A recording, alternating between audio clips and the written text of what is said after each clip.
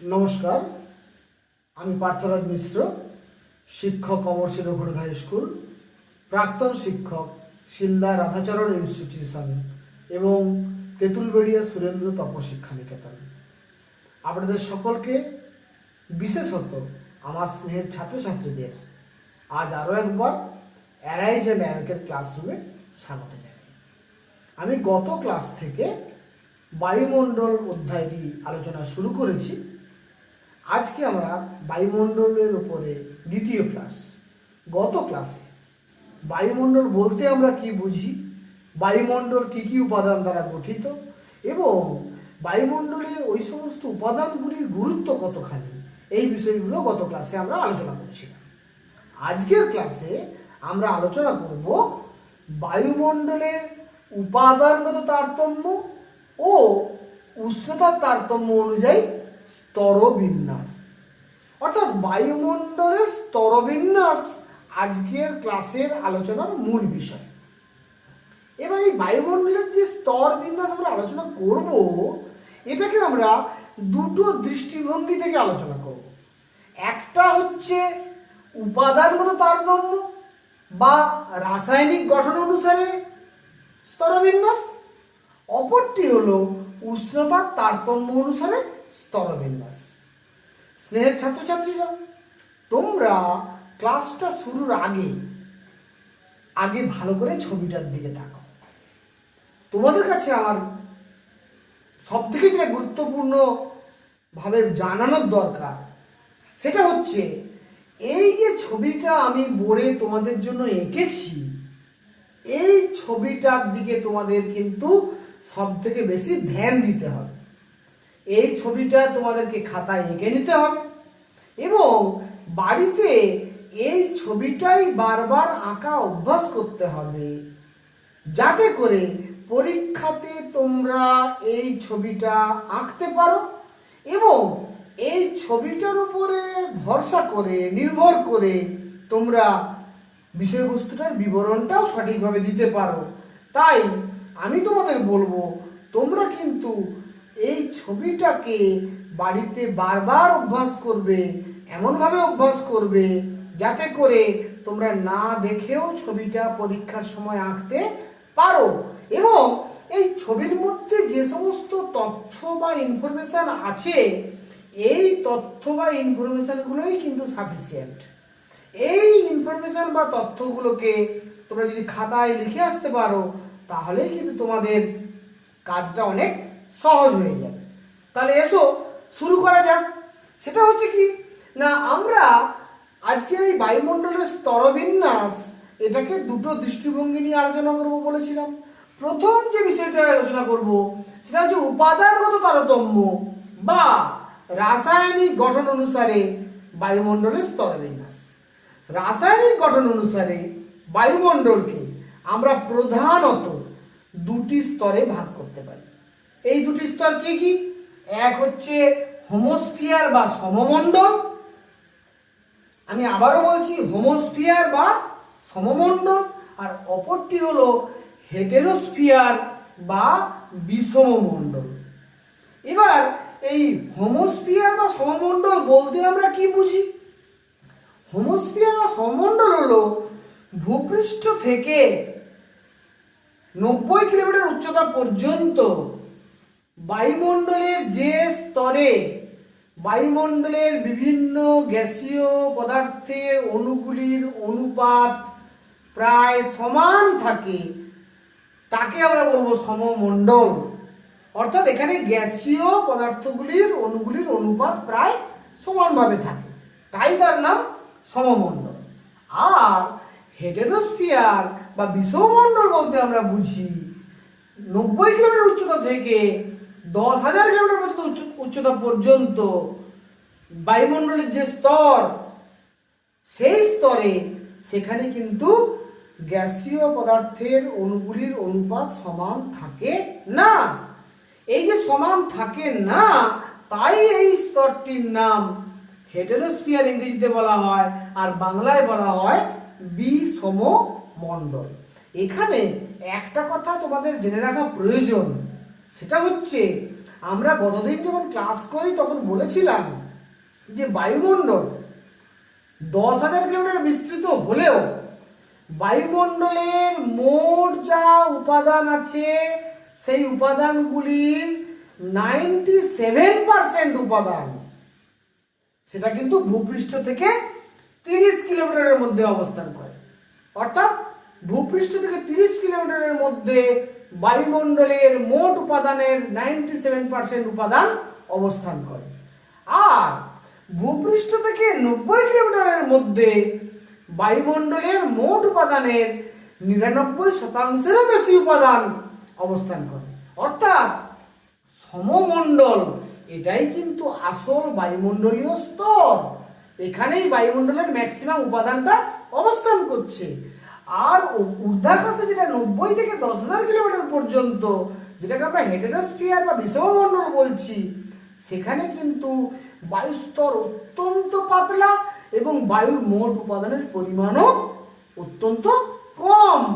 তাই আমাদের কিন্তু সব থেকে গুরুত্বপূর্ণ বায়ুস্তর বলতে সব থেকে নিচের বায়ুস্তরটাকেই আমরা বুঝবো। এবারে একটু দেখে নেওয়া যাক, এই যে রাসায়নিক গঠন অনুসারে আমরা প্রধানত দুভাগে ভাগ করলাম। কি কি দুভাগে ভাগ করলাম? একটা সমমণ্ডল, একটা বিষমমণ্ডল। এই বিষমমণ্ডলকে আমরা আবার 4টি স্তরে ভাগ করতে পারি। আমরা আগেই বলেছি যে এটা রাসায়নিক গঠন অনুসারে স্তরবিন্যাস। ফলে এখানে 90 কিলোমিটার থেকে 200 কিলোমিটার পর্যন্ত বায়ুমণ্ডলের যে হেটেরোস্ফিয়ারের যে নিচের স্তর, যার নামকরণ আমরা করেছি আণবিক নাইট্রোজেন স্তর।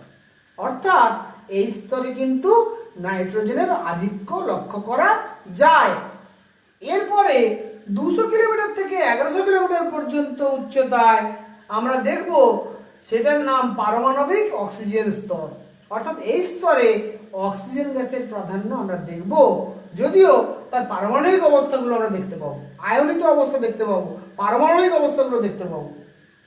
1100 থেকে 3500 কিলোমিটার পর্যন্ত, 1100 কিলোমিটার থেকে 3500 কিলোমিটার পর্যন্ত এখানে কিন্তু হিলিয়াম গ্যাসের প্রাধান্য আমরা দেখতে পাবো। তাই এই স্তরটির নাম হিলিয়াম স্তর। এবং তোমরা সবাই জানো সব থেকে হালকা গ্যাস হচ্ছে হাইড্রোজেন। তাই হাইড্রোজেন কিন্তু সবার উপরে অবস্থান করছে। 3500 কিলোমিটার থেকে 10,000 কিলোমিটার পর্যন্ত এই যে স্তরটি আছে, এই স্তরটির নাম আমরা করেছি হাইড্রোজেন স্তর। অর্থাৎ এই যে 4টি ভাগে আমরা ভাগ করলাম, আণবিক নাইট্রোজেন স্তর, পারমাণবিক অক্সিজেন স্তর, হিলিয়াম স্তর এবং হাইড্রোজেন স্তর, এটা কিন্তু অ্যাকচুয়ালি এই গ্যাসীয় পদার্থগুলোর ভর অনুযায়ী পরপর স্তরীভূত অবস্থায় আছে, স্তরায়িত অবস্থায় আছে, স্তর বিন্যাস অবস্থায় আছে। অর্থাৎ নাইট্রোজেনের ভর সব থেকে বেশি, তাই সে সবার নিচে আছে। তারপরে আছে অক্সিজেন, তারপরে আছে হিলিয়াম, তারপরে আছে হাইড্রোজেন। অর্থাৎ এইভাবে আমরা রাসায়নিক গঠন অনুসারে প্রথমে আমরা দুভাগে ভাগ করলাম, একটা হচ্ছে সমমণ্ডল এবং বিষমমণ্ডল। আবার বিষমমণ্ডলকে আমরা 4টি স্তরে ভাগ করলাম, আণবিক নাইট্রোজেন স্তর, পারমাণবিক অক্সিজেন স্তর, হিলিয়াম স্তর এবং হাইড্রোজেন স্তর। এবারে আসা যাক দ্বিতীয় যে দৃষ্টিভঙ্গির কথা বলেছিলাম, দ্বিতীয় দৃষ্টিভঙ্গি অনুসারে বায়ুমণ্ডলকে আমরা স্তরবিন্যাস করব। দ্বিতীয় দৃষ্টিভঙ্গিটা কি? সেটা হচ্ছে উষ্ণতার তারতম্য অনুসারে স্তরবিন্যাস। এটাই কিন্তু সবথেকে বেশি ইম্পর্টেন্ট। পরীক্ষাতে এই স্তরবিন্যাসটাই কিন্তু বেশি করে পড়ে। তাই তোমাদের এই স্তরবিন্যাসটা কিন্তু ভালো করে বুঝে নিতে হবে এবং পরীক্ষায় পড়লে ছবি এঁকে তোমাদেরকে লিখতে হবে। দেখো, উষ্ণতার তারতম্য অনুযায়ী বায়ুমণ্ডলকে আমরা 6টি স্তরে ভাগ করতে পারি। কি কি স্তরে ভাগ করছি? Troposphere, stratosphere, mesosphere, thermosphere, exosphere এবং ম্যাগনেটোস্ফিয়ার। এই 6টি স্তরে আমরা ভাগ করছি কিসের ভিত্তিতে? না, উষ্ণতার তারতম্য অনুসারে। এবারে আমরা যদি এক এক করে এই স্তরগুলো সম্পর্কে একটু আলোচনা করি, তাহলে আমাদের কাছে অত্যন্ত সহজ হয়ে যাবে বিষয়টা। তোমাদেরকে যে কোনো স্তর সম্পর্কে লিখতে বললে, যে কোনো স্তর সম্পর্কে টিকা পড়লে, যে কোনো স্তরের গুরুত্ব জিজ্ঞেস করলে, যে সামগ্রিকভাবে যদি একটা বড় প্রশ্নও পড়ে, উষ্ণতা তারতম্য অনুসারে স্তরবিন্যাস চিত্রসহ বর্ণনা করো, তাহলে তোমরা কিন্তু যে কোনো প্রশ্নের উত্তর, 2 নম্বরের উত্তর, 3 নম্বরের উত্তর এবং 5 নম্বরের প্রশ্নের উত্তর তোমরা কিন্তু খুব সহজেই দিতে পারবে। সেই সঙ্গে তোমাদের শর্ট প্রশ্নগুলোও কিন্তু এখান থেকে যা যা আসতে পারে সেটাও তোমাদের কাছে খুব সহজবোধ্য হয়ে যাবে। তাই আমি বিস্তৃতভাবে আলোচনা করব পয়েন্ট ওয়াইজ, তোমরা একটু মন দিয়ে ক্লাসটা শোনার চেষ্টা করো এবং বারবার রিপিটেডলি ক্লাসটাকে তোমরা ভিডিওটাকে যদি ঘুরিয়ে ঘুরিয়ে শুনতে থাকো, তাহলে দেখবে তোমাদের কিন্তু খুব সহজেই ব্যাপারটা মনে থেকে যাচ্ছে এবং মনে রাখবে কিন্তু ছবিটা অভ্যাস করতে ভুলবে না। এসো ট্রপোস্ফিয়ার আলোচনায় আসা যাক। ট্রপোস্ফিয়ার, আগে এর অবস্থানটা দেখে নাও। অবস্থানটা দেখো, ভূপৃষ্ঠ থেকে আমি লিখেছি 8 থেকে 18 কিলোমিটার পর্যন্ত ট্রপোস্ফিয়ার বিস্তৃত। এই 8 থেকে 18 কেন বলেছি না, নিরক্ষীয় অঞ্চলে এটা কিন্তু 18 কিলোমিটার পর্যন্ত বিস্তৃত, আর মেরু অঞ্চলে এটা 8 কিলোমিটার পর্যন্ত বিস্তৃত। গড়ে প্রায় 12 থেকে 13 কিলোমিটার হচ্ছে এই ট্রপোস্ফিয়ারের বিস্তার। অর্থাৎ ভূপৃষ্ঠ থেকে গড়ে 12 থেকে 13 কিলোমিটার পর্যন্ত, বা আরো সুনির্দিষ্টভাবে বললে নিরক্ষীয় অঞ্চলে 18 কিলোমিটার এবং মেরু অঞ্চলে 8 কিলোমিটার পর্যন্ত বায়ুমণ্ডলের যে সর্বনিম্ন স্তরটি অবস্থান করছে তার নাম হচ্ছে ট্রপোস্ফিয়ার। এই ট্রপোস্ফিয়ার, এই ট্রপো কথাটার অর্থ কি? ট্রপো এটা একটা গ্রিক ওয়ার্ড। ট্রপো মানে হচ্ছে অশান্ত, অস্থির, পরিবর্তনশীল, এইরকম ট্রপো কথাটির অর্থ। আর স্ফিয়ার কথার অর্থ হচ্ছে মণ্ডল। অর্থাৎ যে স্তরে বা যে বলয়ে বা যে মণ্ডলে জলবায়ু আবহাওয়া অত্যন্ত অস্থির, পরিবর্তনশীল, স্থির নয়, সেইটাকে বলছি আমরা ট্রপোস্ফিয়ার।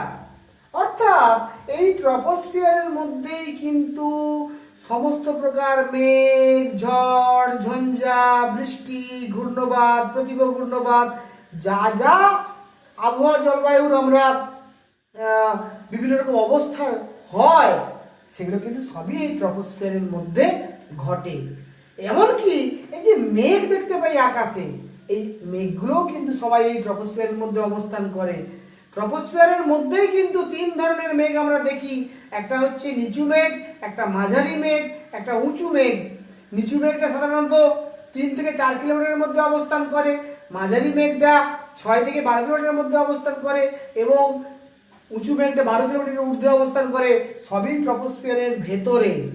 ট্রপোস্ফিয়ারের ঊর্ধ্বে কিন্তু সেই অর্থে বায়ু প্রবাহও নেই, মেঘও নেই, একেবারে শান্ত একটা পরিবেশ, সেটা আমি পরে আসছি। যাই হোক, তাহলে ট্রপোস্ফিয়ারের অবস্থান প্রথমে বলবো। ট্রপোস্ফিয়ার হচ্ছে ভূপৃষ্ঠ থেকে মেরু অঞ্চলে 8 কিলোমিটার এবং নিরক্ষীয় অঞ্চলে 18 কিলোমিটার পর্যন্ত বিস্তৃত বায়ুমণ্ডলের যে সর্বনিম্ন স্তর, সব থেকে নিচের স্তর, যে স্তরে আমাদের সবসময় একটা অশান্ত পরিবেশ দেখা যায়, আবহাওয়া জলবায়ুগত পরিবর্তন দ্রুত দেখা যায়, সেই স্তরটিকে বলা হচ্ছে ট্রপোস্ফিয়ার। গ্রিক শব্দ ট্রপো কথাটির অর্থ অশান্ত বা অস্থির বা দ্রুত পরিবর্তনশীল। এই ট্রপোস্ফিয়ারের ঊর্ধ্বসীমার নাম হচ্ছে ট্রপোপজ। ট্রপোপজ মানে কি না, যেখানে ট্রপোস্ফিয়ার শেষ হচ্ছে এবং পরের দ্বিতীয় স্তর স্ট্র্যাটোস্ফিয়ার শুরু হচ্ছে, সেই যে ট্রপোস্ফিয়ার এবং স্ট্র্যাটোস্ফিয়ারের মাঝখানের যে স্তর, সেই স্তরটা 2 থেকে 3 কিলোমিটারের মতো বিস্তৃত হয়। এই অংশটির নাম হচ্ছে ট্রপোপজ। এখানে কিন্তু ট্রপোস্ফিয়ারের যে বৈশিষ্ট্যগুলো, সেই বৈশিষ্ট্যগুলো দেখা যাবে না। ট্রপোস্ফিয়ারের আর কি বৈশিষ্ট্য দেখা যায়, একটু বৈশিষ্ট্যগুলো জেনে নেওয়া যায়। তাহলে ট্রপোস্ফিয়ারের বৈশিষ্ট্য আমরা জানলাম যে এই স্ফিয়ারটি প্রচন্ড অশান্ত, পরিবর্তনশীল, দ্রুত আবহাওয়া জলবায়ু পরিবর্তন ঘটে। মেঘ, বৃষ্টিপাত, তুষারপাত, কুয়াশা, শিশির, ঘূর্ণবাদ, প্রতিভ ঘূর্ণবাদ, সমস্ত ঘটনা ট্রপোস্ফিয়ারে ঘটে। আর কি হয় না, ট্রপোস্ফিয়ারের মধ্যে কিন্তু ভূপৃষ্ঠ থেকে যত উপরের দিকে উঠবো তত উষ্ণতা কমতে থাকে। এটা একটা গুরুত্বপূর্ণ বৈশিষ্ট্য। ট্রপোস্ফিয়ারের মধ্যে উপরের দিকে উঠলে উষ্ণতা কমতে থাকে। যেহেতু আমরা উষ্ণতার তারতম্য অনুসারে স্তরবিন্যাস পড়ছি, এই কথাটা আমাদের বলতেই হবে। উষ্ণতা কি হারে কমে না, প্রতি 1000 মিটার বা 1 কিলোমিটার উচ্চতায় 6.4 ডিগ্রি সেন্টিগ্রেড হারে তাপমাত্রা কমে। এই যে 6.4 ডিগ্রি সেন্টিগ্রেড হারে তাপমাত্রা কমে প্রতি কিলোমিটার উচ্চতায়, এইটাকে ইংরেজিতে বলা হয় ল্যাপস রেট, আর বাংলায় বলা হয় উষ্ণতা হ্রাসের স্বাভাবিক গড়। এটা কিন্তু ট্রপোস্ফিয়ারের মধ্যেই আমরা লক্ষ্য করব। উচ্চতা বাড়লে উষ্ণতা কমবে, উচ্চতা বাড়লে উষ্ণতা কমবে। তাই আমরা পার্বত্য অঞ্চলে দেখেছি যত উপরের দিকে উঠি তত শীতলতা বাড়ে, এবং কিন্তু হিমরেখার উঠতে উঠলে বরফ জমতে শুরু করে, তাপমাত্রা হিমাঙ্কের নিচে নেমে যায়। ওই কারণেই কিন্তু আমি বলতে চাইছি যেখানে উচ্চতা বাড়লে উষ্ণতা কমে।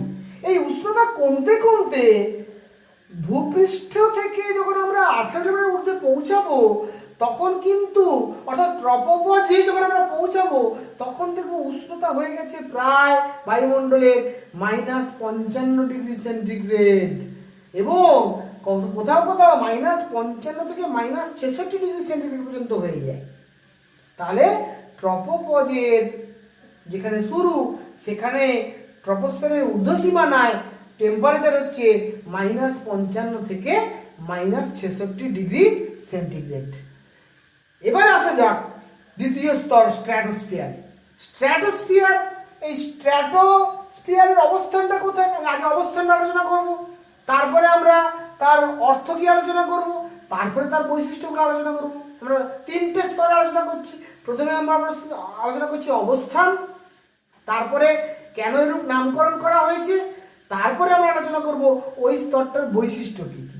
তাহলে স্ট্র্যাটোস্ফিয়ার হচ্ছে বায়ুমণ্ডলের দ্বিতীয় স্তর, যেটা ট্রপোপজ শেষ হলে যে স্তরটি শুরু হচ্ছে, অর্থাৎ 18 কিলোমিটার থেকে 50 কিলোমিটার পর্যন্ত উপরের দিকে, 18 কিলোমিটার থেকে 50 কিলোমিটার পর্যন্ত যে স্তরটি আছে এই স্তরটির নাম স্ট্র্যাটোস্ফিয়ার। কেন এরকম নামকরণ করা হলো? না, স্ট্র্যাটো এটা একটা গ্রিক শব্দ। স্ট্র্যাটো কথার অর্থ হচ্ছে স্থির, শান্ত। সেই জন্য এখানে যেহেতু কোনো মেঘ, ঝড়, ঝঞ্ঝা, বৃষ্টি, তুষারপাত কিচ্ছু হয় না, মেঘ থাকে না, বাতাস প্রায় নেই বললেই চলে, ফলে এই স্তরটা অত্যন্ত শান্ত। আর এই শান্ত বলেই এর নাম স্ট্র্যাটোস্ফিয়ার। তাহলে আমরা অবস্থান জানলাম, কেন স্ট্র্যাটোস্ফিয়ার নামকরণ সেটা জানলাম, এবং এই স্ট্র্যাটোস্ফিয়ারকে কিন্তু আমরা বাংলায় বলি শান্ত মণ্ডল। ট্রপোস্ফিয়ারকে বাংলায় আমরা বলি ক্ষুব্ধ মণ্ডল। কেন ক্ষুব্ধ মণ্ডল বলি? না, এই স্তরে যেহেতু প্রচুর মেঘ, ঝড়, ঝঞ্ঝাট, তুষারপাত, প্রাকৃতিক দুর্যোগ বিভিন্ন প্রকার ঘটে, তাই এই স্তরটার নাম ক্ষুব্ধ মণ্ডল। আর এই স্তরে যেহেতু কিচ্ছু হয় না, আকাশ শান্ত, পরিবেশ শান্ত, বাতাস প্রায় নেই বললে চলে, এই জন্য এর নাম হচ্ছে শান্ত মণ্ডল। এবং তোমরা জেনে রাখবে এই স্তরে কিন্তু জেট বিমান চলাচল করে, এই স্তরে কিন্তু জেট বিমান চলাচল করে। আরেকটা বিষয় কিন্তু বোঝার আছে যে এই স্ট্র্যাটোস্ফিয়ারের 25 থেকে 40 কিলোমিটার উচ্চতায় বায়ুমণ্ডলে ওজোন গ্যাসের প্রাধান্য দেখা যায়। তাই স্ট্র্যাটোস্ফিয়ারের এই অংশটুকুর নাম হচ্ছে ওজোনোস্ফিয়ার।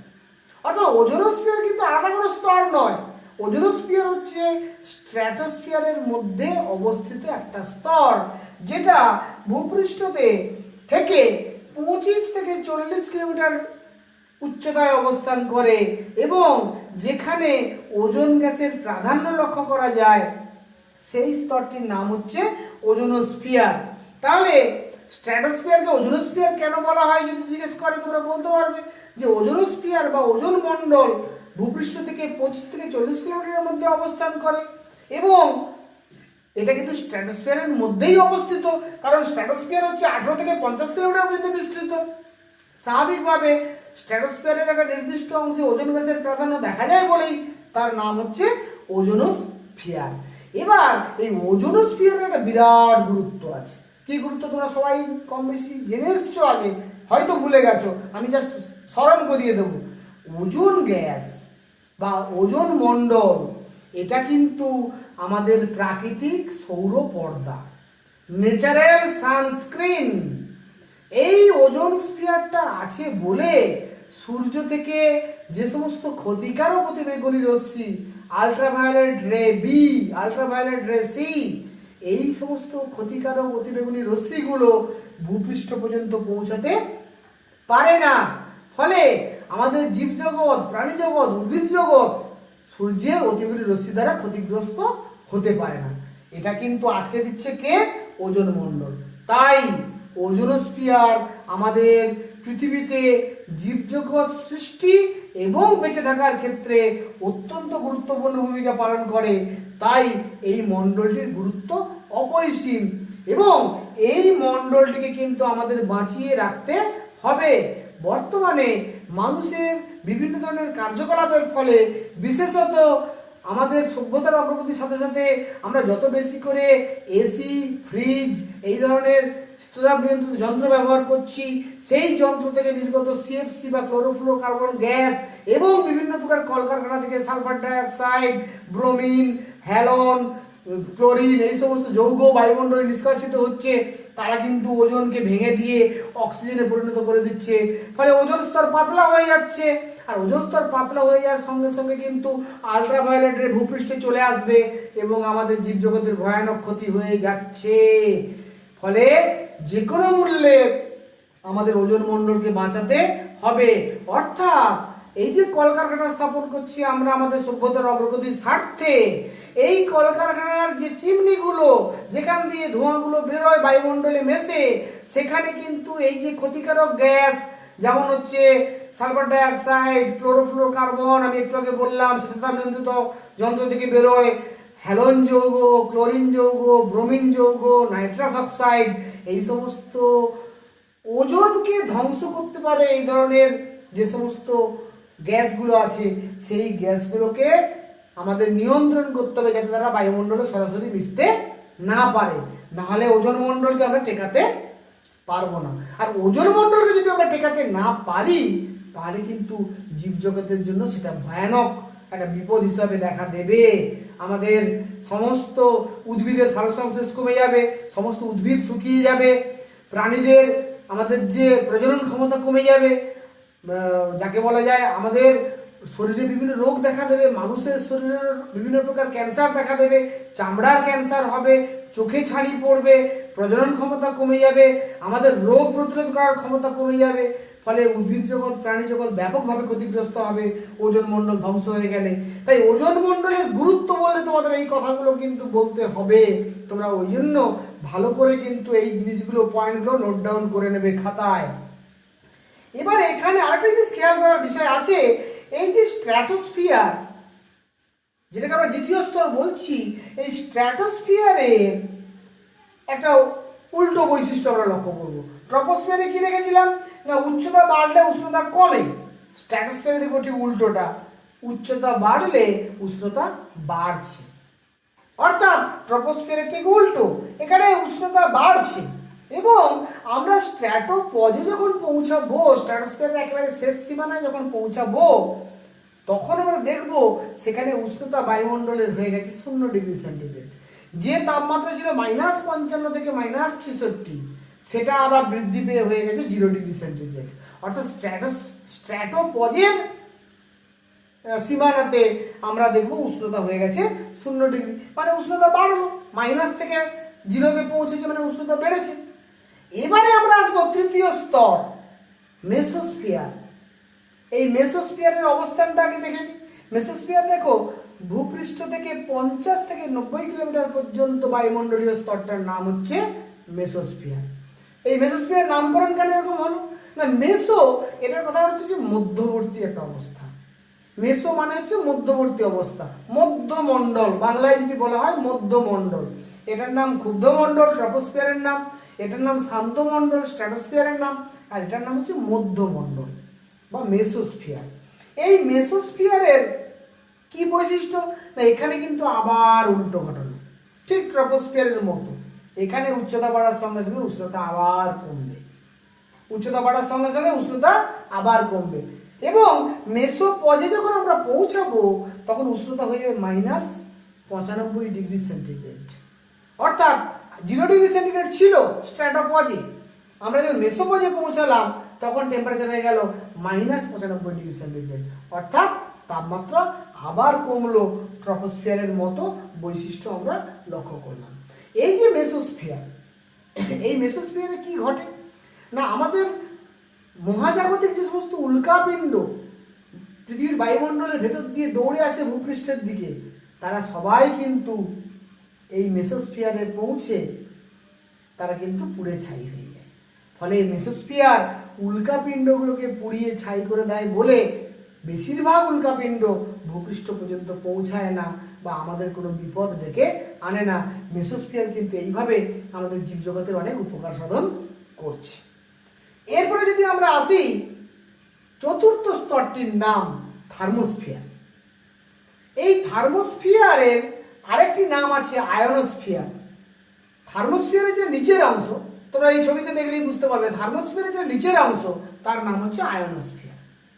এই থার্মোস্ফিয়ার বা আয়োনোস্ফিয়ার এই নামকরণগুলো কেন করা হলো, আগে অবস্থানটা দেখে নেওয়া যায়। অবস্থান দেখো, ভূপৃষ্ঠ থেকে 90 কিলোমিটার উচ্চতা থেকে 500 কিলোমিটার উচ্চতা পর্যন্ত এই যে বায়ুমণ্ডলীয় স্তরটা, 90 কিলোমিটার থেকে 500 কিলোমিটার পর্যন্ত, এই যে বায়ুমণ্ডলীয় স্তরটা 90 কিলোমিটার থেকে 500 কিলোমিটার পর্যন্ত, এই স্তরটির নাম থার্মোস্ফিয়ার। এই থার্মোস্ফিয়ারের নিচের অংশ 90 থেকে 100 কিলোমিটার, এইটার নাম হচ্ছে আয়োনোস্ফিয়ার। তাহলে আয়োনোস্ফিয়ার আর থার্মোস্ফিয়ার ওটা বেসিক্যালি একটাই স্তর। কেন এরকম নামকরণ করা হয়েছে? থার্মো এই কথাটার মানে হচ্ছে তাপ, অর্থাৎ এই স্তরে তাপমাত্রা অত্যন্ত দ্রুত হারে বাড়ে, উষ্ণতা এত দ্রুত হারে বাড়ে যে দেখো, যেখানে মেসোপে তাপমাত্রা ছিল -95 ডিগ্রি সেন্টিগ্রেড, সেই তাপমাত্রাটা থার্মোস্ফিয়ারের ঊর্ধ্বসীমানায় 500 কিলোমিটার উচ্চতায় হয়ে গেল 1200 ডিগ্রি সেন্টিগ্রেড।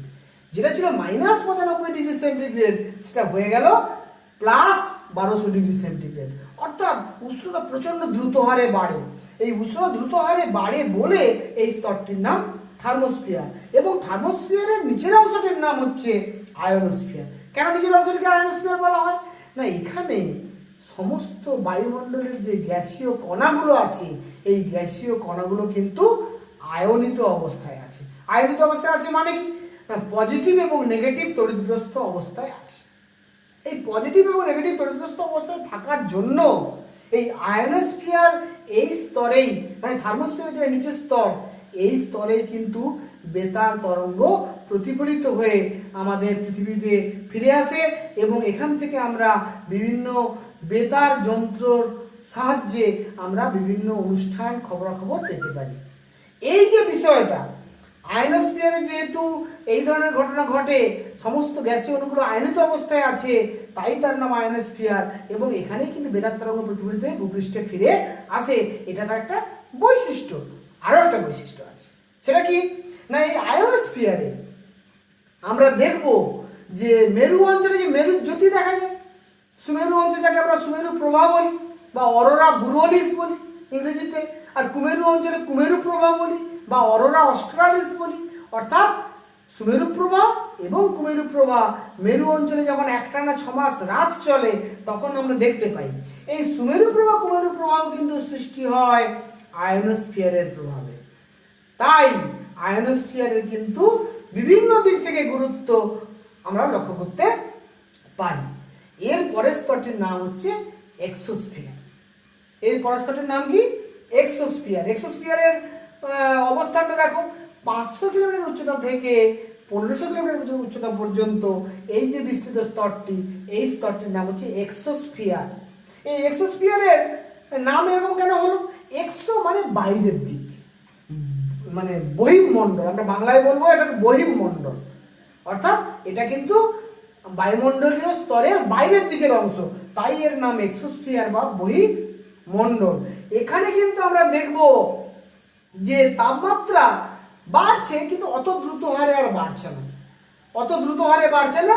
আমরা এক্সোস্ফিয়ারের একেবারে ঊর্ধ্বসীমানায় 1500 কিলোমিটার ঊর্ধ্বে আমরা দেখব তাপমাত্রা ওখানে 1250 থেকে 1600 ডিগ্রি সেন্টিগ্রেডের কাছাকাছি অবস্থান করে। এইটাকে বলছি আমরা এক্সোস্ফিয়ার। আর একেবারে সবশেষ যে স্তরটা আছে তার নাম হচ্ছে ম্যাগনেটোস্ফিয়ার। এই ম্যাগনেটোস্ফিয়ার হচ্ছে 1500 কিলোমিটার উচ্চতা থেকে 10,000 কিলোমিটার উচ্চতা পর্যন্ত বিস্তৃত। এবং এই স্তরে কিন্তু আমরা সৌরঝড়, সৌর প্রবাহ এবং এই সৌরঝড় বা সৌর প্রবাহের ফলে যে সূর্য থেকে ইলেকট্রন প্রোটন নির্গত হয়ে আসছে, সেই ইলেকট্রন এবং প্রোটন নির্গত হয়ে আসার ফলে এখানে একটা স্থায়ী আমরা চুম্বকীয় অবস্থা লক্ষ্য করব পৃথিবীর। এই যে স্থায়ী চুম্বকীয় অবস্থা লক্ষ্য করব, তাই এর নাম ম্যাগনেটোস্ফিয়ার, তাই এর নাম ম্যাগনেটোস্ফিয়ার। এবং এটাকে আমরা সমতাপ অঞ্চল বলতে পারি। এখানে কিন্তু এই সূর্যের দেহ থেকে যে আমরা সৌরঝড় বা সৌর প্রবাহ বা ইলেকট্রন এবং প্রোটনের যে প্রবাহ আমরা আসতে দেখি, সে তার প্রভাবেই কিন্তু একটা স্থায়ী চুম্বকত্ব আমরা লক্ষ্য করব, তাই এর নামকরণ করা হয়েছে ম্যাগনেটোস্ফিয়ার। তাহলে আমরা কিন্তু একে একে 6টি স্তর উষ্ণতা তারতম্য অনুসারে আলোচনা করলাম। Troposphere, stratosphere, mesosphere, thermosphere, exosphere, ionosphere, magnetosphere. এবারে এই যে 6টি স্তর আমরা কি কি পয়েন্ট বেসিসে আলোচনা করলাম। প্রথম হচ্ছে অবস্থান, কোথায় অবস্থিত, কত কিলোমিটার উচ্চতায় অবস্থিত, ভূপৃষ্ঠ থেকে কত উঁচুতে অবস্থিত, তার অবস্থানটা হচ্ছে ফার্স্ট পয়েন্ট। দ্বিতীয় হচ্ছে কেন এরকম নামকরণ করা হয়েছে, কেন ট্রপোস্ফিয়ার নাম হয়েছে, কেন স্ট্র্যাটোস্ফিয়ার নাম হয়েছে, কেন মেসোস্ফিয়ার নাম হয়েছে। আর 3 নম্বর হচ্ছে কোন স্তরের কি বৈশিষ্ট্য এবং কোন স্তরের গুরুত্ব কতখানি। এই 3টে বিষয় কিন্তু আমরা পয়েন্ট আকারে প্রতিটা স্তর সম্পর্কে পরীক্ষাতে লিখব। তবে অবশ্যই এই ছবিটা এঁকে, ফলে এই ছবিটাকে যদি প্র্যাকটিস করো, আমার বিশ্বাস তোমাদের কিন্তু আর এগুলো মুখস্থ করতে হবে না, অটোমেটিক্যালি পরীক্ষার সময় তুমি এই ছবি থেকেই বর্ণনা করতে পারবে। তাই আমি ছবিটা ভালো করে অভ্যাস করার জন্য তোমাদের বারবার বলছি। আর একটা জিনিস খেয়াল করো, এই যে ট্রপোস্ফিয়ার, স্ট্র্যাটোস্ফিয়ার, মেসোস্ফিয়ার, অর্থাৎ ভূপৃষ্ঠ থেকে 90 কিলোমিটার উচ্চতা পর্যন্ত, এই অংশটার নামই কিন্তু হোমোস্ফিয়ার বা সমমণ্ডল।